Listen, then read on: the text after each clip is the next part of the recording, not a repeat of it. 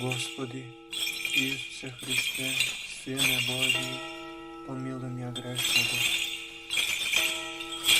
Отца и Сина и Светиот Дух. Амин. Возлюбени во Христа Бога, браќи и сестри, Христос воскресе! Вистина воскресе! Христос воскресе! Вистина воскресе! Христос воскресе! Вистина воскресе! Радостни Бог! Денеска таа радост пасхална ни доаѓа преку големиот Отец на Светата Црква Христова, Атанаси, архиепископ Александриски, за кого со право зборуваме дека му е татко на православието.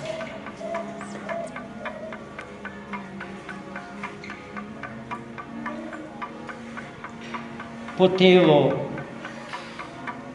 копт, по дух и по образование грк. Извонредно образован човек, најобразован во својата епоха. Постои предание како малечкиот Атанаси, играјќи со своите другарчиња пагани, ги крштевал во море, изговарајќи ги точно зборовите за крштевање. Сето тоа го гледал од прозорот на својата патријаршија, Александрискиот архиерей Александар,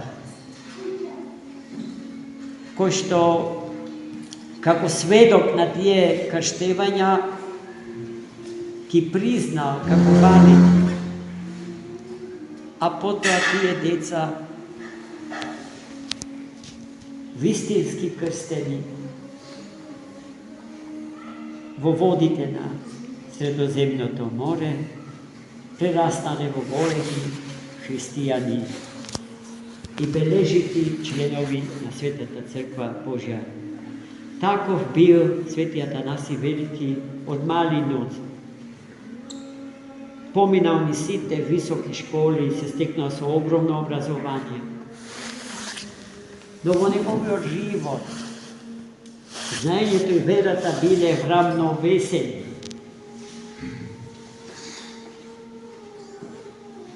Ниедно од двете не претежно. Но може да се каже дека знаењето производувало од верата, но и верата од знаењето. И затоа, како млад голобрат, 20 годишен џакон на архиепископот Александар Александриски, учествувал на првиот Вселенски собор. И таму Духот Свет го издвоил и го истакнал како најголем ум на својата епоха. Сите отци, 318 отци, се заслужни за големата победа на православието над аријанството. Но на великиот светител Атанаси му припаѓа особена заслуга. Тој е и авторот на првиот дел од исповедањето на православната вера. До 8-миот член. Тој го напишал, а отците го усвоиле како вера на целата Црква Божја. Секоја мисла запишана во Вјерују на Никејскиот собор зад себе крие огромни мисловни длабочини и севкупното искуство на Црквата Божја претешко да биде дефинирано и ставено во една мисла, во една реченица. Но токму тоа му појде од рака на Свети Атанаси. велики. На интелектуален план Атанасий го порази целосно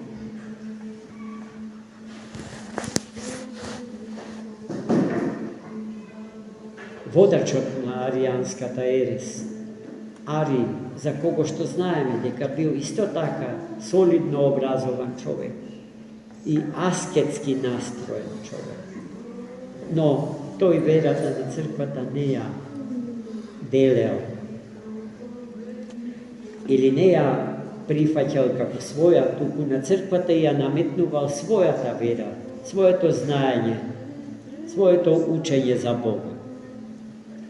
И во таа смисла свети Атанасий Велики успеал да го разоткрие и целосно да го порази гордиот Ари. Свети Николај Меликиски, присутен на Првиот Вселенски собор, не располагал со знаењето со кое што располагал свети Атанасий, но точно знае дека Ари е целосно забеган и не можел неговите лаги да ги поднесе, не знаеки, не умееки да го вербално да го објасни својот став и да му покаже на Ари дека греши и да се врати во верата на апостолите. Од Христа примена еднаш за секогаш, а од Црквата Божја чувана неизменета до ден денешен. И тој му залепил шапир. Не од гордост, не од несмирение, туку од неможност како поинаку да го излече Арија од пијанството со самиот себе си, од опиеноста со самиот себе си, од превисокото мислење за себе си. Свети Атанасий Велики е автор на неброени текстови кои што се бават со толкување на Светото писмо на Стариот и Новиот Завет, но особено значаен текст е неговиот трактат против паганите. Во тој трактат именно ја изразила сите своја ученост, во детали познавање на грчката паганска философска култура на мислење. Но наспроти тоа се разбира и се вкупното богомислено предање на целата црква. Потоа го напишал познатото слово за воплотување на Логосот. Ставот запишан во тој трактат, практично ставот на Светата црква бране на Првиот Вселенски собор против Ари. Како архиереј е ненадмин, прогонет жестоко, иако исполнет со дух и со вистина. Но оние кои што ја кривотворат вистина,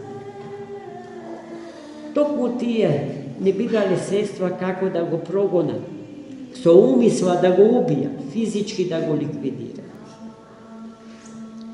Императори безбожни тоа го правеле со свети Атанасий. Архиереи како Евсеби Никомидиски и следбениците на Ари, аријанци. 40 години прогоне легално од Духот Свет избраниот архиереј на Александриската епископска катедра. Многу пати Господ го чувал во живот, бидејќи бил преку потебе на Светата црква во тие жестоки времиња. Така што патувал од Александрија, односно од Египет, до Рим и Германија. Многу пати бил спасуван така што бил криен во бунари, во гробишта. Не затоа што светијата Насим и се плашил на смртта, самото негово име го одразува неговиот став спрема смртта, безсмртен. Човекот што страв немал од него, ама Господ го чувал за доброто наше, за да го имаме. Бидејќи без него е незамисливо постоењето на Светата православна црква и денес, во ова наше време, но и во времињата што ни доаѓаат. Амин. Љубовта никогаш не престанува. Мир на тебе што ни читаше.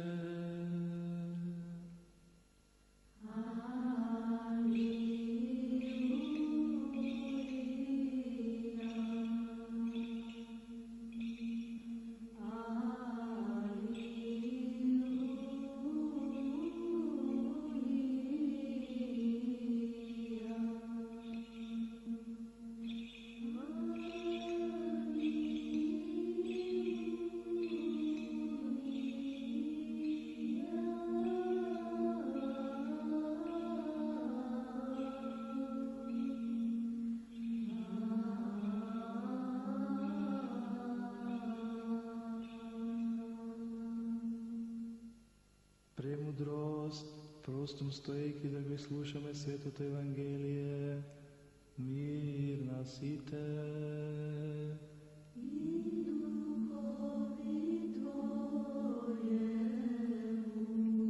Ке се чита од Светото Евангелие според Лука.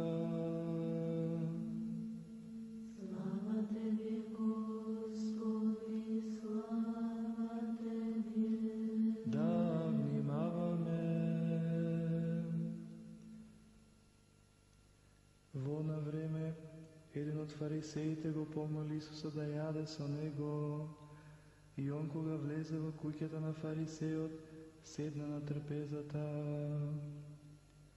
И ете, една жена од градот, која беше грешница, штом чу дека он седи на трпеза во куќата на фарисеот, донесе алабастрен сад со миро, па штом застана при нозете негови одзади, плачејќи почна да ги мие нозете негови со солзи и ги триеше со косата своја и ги целиваше и ги помазуваше со миро.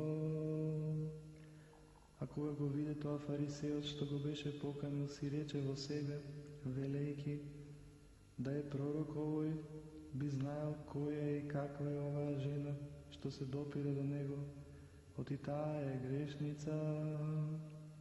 Му одговори Исус и рече, Симоне, има нешто да ти кажам, а тој одврати, учителе, кажи. Исус рече, 20 должнари за еднодавац. Едниот му должеше 500 пенази, а другиот 50. Но бидејќи нема тие да му вратат, тој им прости на 20-та. Кажи ми кој од нив повеќе ке го милува. Само одговори и рече, мислам оној кој му повеќе ми прости. А он му рече, право пресуди. И кога се заврте кон жената му рече на Симона, ја гледаш ли оваа жена? Гледав во твоето, ти ми вода за нозете не ми даде. А таа со солзи ги обли нозете и со косата своја ги истри. Ти ми даде цели, а таа откако влегов не престана да ги цели на нозете мои. Ти со миро не ја помаза главата моја, а таа со миро ги помаза нозете мои. Затоа ти велам, нејзи се простуваат многу гревови, оти ме возлюби многу, а кому малку се простува, мала и љубов има. Нејзе пак и рече, ти се простуваат гревовите, а оние што седеа со него на трпезата, почнаа да говорат во себе, кој е овој што и гревови опростува. На жената пак и рече, верата твоја те спаси.